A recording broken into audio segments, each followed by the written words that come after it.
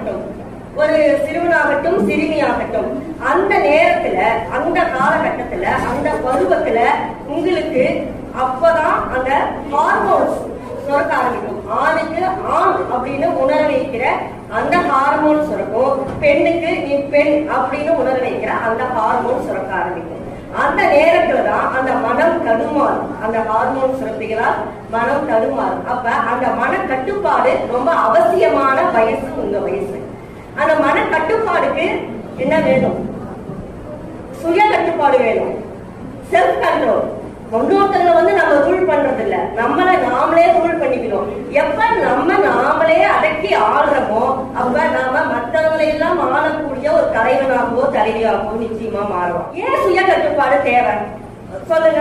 இப்ப உங்களுக்கு ஒரு ஹோம்ஒர்க் கொடுக்குறாங்க, இன்னைக்கு படிக்க வேண்டிய பாடங்கள் இருக்கும், எல்லாம் இருக்கும். இருந்தாலும் வீட்டுக்கு போனா